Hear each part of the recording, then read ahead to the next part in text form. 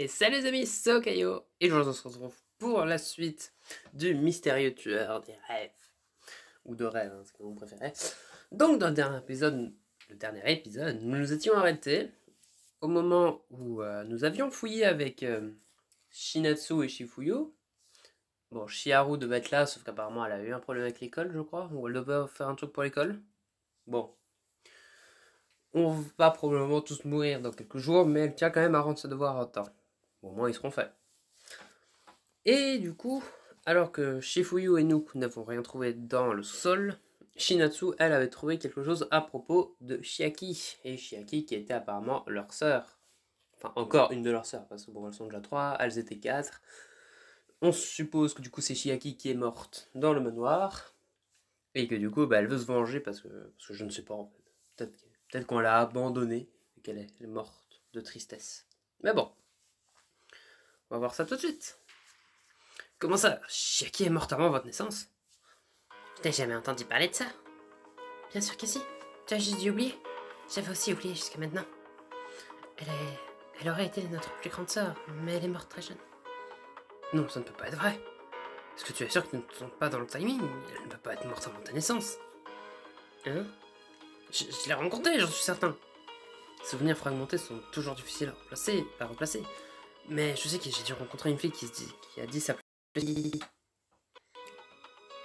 Ça veut dire qu'elle venait... ça veut dire qu'elle devait être toujours en vie lorsque je venais chez vous. Je sais que tu l'as rencontrée, Nathan. Je crois que tu as rencontré son fantôme. Quoi? Elle dit que la fille de mon souvenir était un fantôme à l'époque. C'était peut-être le cas. Tu n'es pas sérieux. Pourquoi pas? Shinatsu est une experte en paranormal. Si elle dit que j'ai pu croire un fantôme sans m'en rendre compte, alors je la crois. C'est tellement triste par contre. Elle a dû hanter notre maison et nous ne l'avons jamais vue. Tu sais, mes souvenirs d'elle sont vagues, mais j'ai l'impression qu'elle était triste lorsque nous nous sommes rencontrés pour la première fois. Jackie, tu étais mort depuis tout ce temps. Mais alors, qu'est-il arrivé pour que tu changes autant? Attends, comment pouvons-nous être sûrs que Nathan l'a rencontré? Tout ce que nous savons, c'est que j'ai rencontré quelqu'un nommé Chiaki. Cela aurait pu être quelqu'un d'autre avec le même nom. Je suppose. Mais Shinatsu secoue la tête. Lorsque je fouillais le grenier, j'ai trouvé ça. Elle tend une photo, l'angle est étrange, comme si on avait posé la caméra pour prendre une photo avec un retardateur. Elle est légèrement terne, mais les deux personnes sur la photo sont impossibles à confondre. C'est moi enfant et la fille de mes souvenirs. Elle ne regarde pas complètement l'appareil et tient un animal en peluche de ses bras, un lapin. Ce lapin, ce n'est pas complètement le même bien sûr, mais s'il jouait avec la taille d'un humain et marchait sur les deux jambes comme une personne. Qu'est-ce qui ne va pas? Ce lapin en peluche ressemble à la créature qui tue les victimes d'Ishika dans les cauchemars. Quoi? Je crois que la fille dans cette photo est à la fois Chiaki et Ishika. Ce sont les mêmes personnes. Suis-moi, Chiaki, par ici. Le manoir est sombre et inquiétant, mais je me retourne pour regarder la fille qui me suit à l'intérieur. Je ne ressens pas de peur, que d'excitation. Est-ce que tu as peur? Est-ce que tu as du mal? Viens prendre ma main. Chiaki. Toujours sous le choc de ce que Shinatsu vient de me révéler, mais à présent je suis certain. Alors quand sœur Chiaki était mon amie, nous sommes allés au manoir ensemble. Ce qui nous est arrivé, et comment est-ce que la gentille fille de mes souvenirs est devenue Ishika, l'esprit vengeur? Est-ce que tu as dit qu'Ishika est notre sœur morte? C'est la seule qui fasse sens. Mais son fantôme n'est pas dans notre maison aussi. Nathan, tu l'as rencontré au manoir, pas vrai? Regarde, va reprendre la photo, c'est notre grenier. Je l'ai rencontré chez vous. Je me demande si Shiharu est au courant de tout ça. Il faut que je lui parle le plus rapidement possible. Donc notre maison était en tête depuis tout ce temps et nous l'ignorons. C'est triste, pas vrai? Ce n'est pas triste, c'est terrifiant. Mais c'était notre sœur. Elle est aussi Ishika. Est-ce que celle signifie qu'elle peut venir chez nous quand elle veut, pas seulement dans le cauchemar? Notre maison est aussi dangereuse que le manoir, a dit Ishika. Son ton monte à chaque phrase, je réalise que Shifuyo n'est pas simplement surprise, elle est sur le point de devenir hystérique.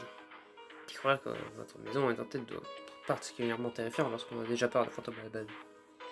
Shifuyo est pas en panique. Je sais pas quoi dire, qui lui ont montré le moral, je me tourne pour lui donner le temps de se calmer ça. Je n'arrive pas à croire qu'il y a eu un fantôme dans notre maison depuis des années que nous ne l'ayons jamais su. Oh, Shinetsu. Reste en dehors de ça. Tu aimes ce genre de choses, tu ne peux pas comprendre à quel point c'est dangereux. Elle s'arrête et se couvre le visage des mains. Voir les choses comme ça, nous sommes encore un peu plus près de rompre la malédiction. Oh, ouais. Et tu penses que Chihiro sera rentrée? Elle devrait l'être? Est-ce qu'il est trop tard pour rendre visite aujourd'hui? Non, sauf si tes grands-parents en point. Chihiro est suffisamment âgée pour se souvenir de ce qui s'est passé à l'époque, en particulier si elle est mon amie d'enfance, comme tout le monde l'a dit. Peut-être qu'elle aura des réponses pour moi. Après avoir promis les grands-parents de faire attention et de rentrer avant la nuit, j'accompagne les jumelles chez elles. Oh, Nathan. Salut Chihiro. Nathan les a demandé s'il pouvait nous rendre une petite visite. Nous étions chez lui à chercher des indices sur la malédiction. Je vois. J'espérais que... Mais Chihiro croise mon regard et secoue très légèrement la tête. Hein? Qu'est-ce qui ne va pas? Tu ne peux pas lui parler de la photo que nous avons trouvée? Ouais, mais... Chihiro regarde ses sœurs l'une après l'autre, puis me fait un nouveau signe de la tête. Elle veut pas me dire ce qu'elle sait alors que Shinetsu est chifouillant cela. Je me suis dit que nous pourrions d'abord nous détendre un peu. Nous détendre, à un moment pareil. Ouais, tu sais, ça allège le stress. Mais... il fait face à un danger plus diminué que nous. S'il veut d'abord se détendre, je suppose que nous pouvons lui donner du temps. Assieds-toi, Nathan. Je suis contente que tu sois ici. Je m'assois, mais je sais pas, nous avons fait gagner un peu de temps, ce n'est pas une solution. Chihiro ne me dira pas ce qu'elle sait tant que ses sœurs sont dans la pièce. Chihiro s'assoit à côté de nous. Contente que tu sois venu, Nathan. Cela fait longtemps que nous n'avons pas que l'on n'avait pas discuté dans tête à tête. Ouais. Shifuya et Shinetsu s'assoient aussi, n'ayant visiblement pas compris. Elle se rapproche de moi. De quand date la dernière fois que nous avons pu être juste tous les deux? Un bon moment. Elles ne comprennent toujours pas. Si elle ne parle pas, Chihiro pourrait ne jamais me révéler ce qu'elle sait. Je croyais que le fait que Chihiro s'assoie aussi près de moi nous donnera un peu d'intimité, mais je suppose que ce n'est pas suffisamment clair pour elle. Je viens juste devoir leur donner quelque chose à faire. Ouf, je meurs de faim. Hein? Shifio, est-ce que tu as encore cette délicieuse soupe maison? Ah ouais, évidemment, je peux t'en faire. Quelqu'un d'autre en veut? Je vais en prendre. Pas pour moi, merci. D'accord, je vais aller réchauffer ça. Alors qu'il se dirige vers la cuisine, je tourne mon attention vers Shinetsu. Tu as des livres sur le culte à la chasse aux fantômes, non? Oh oui. Pourquoi est-ce que tu ne les amènerais pas ici? J'aimerais un lire pour m'aider à me préparer à ce qui m'attend. Vraiment? D'accord, je vais aller en trouver. Elle se dirige vers les escaliers, me laissant enfin seul dans le salon. Donc, j'en déduis que tu as d'autres questions? Ouais. Je lui explique que j'ai parlé du manoir à mes grands-parents et que Shifuya et Shinetsu m'ont aidé à chercher des indices sur mon enfance. Shinetsu a laissé la photo posée sur la table à café, donc je la ramasse à l'instant à Shiaki. Shinetsu a trouvé ça dans le grenier de mes grands-parents. Elle m'a dit que la fille avec moi sur la photo est ta grande sœur Shiaki.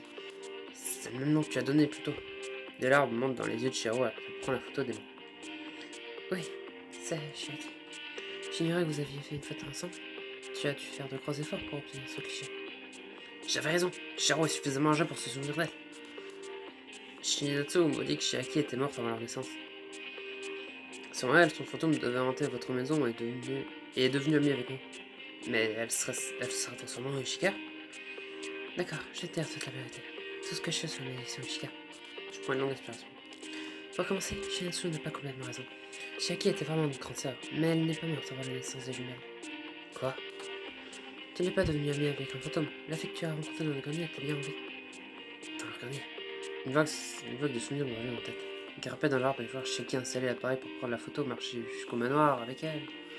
C'est dur à encaisser, surtout déroutant.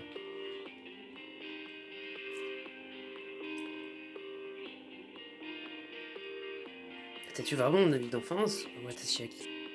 C'était Shiaki. Je te comprends pas, tout le monde dit que je jouais avec toi.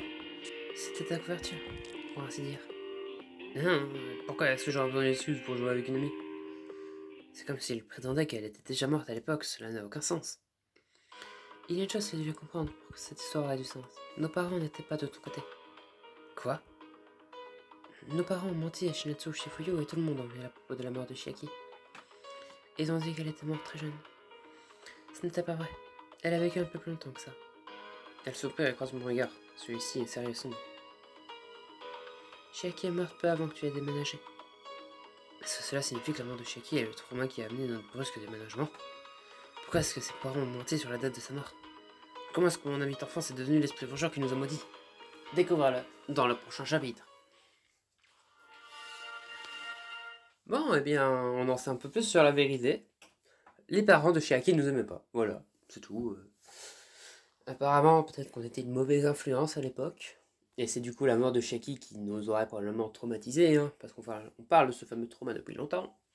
Et que c'est ce fameux trauma qui nous aurait du coup poussé à déménager pour possiblement nous changer les idées.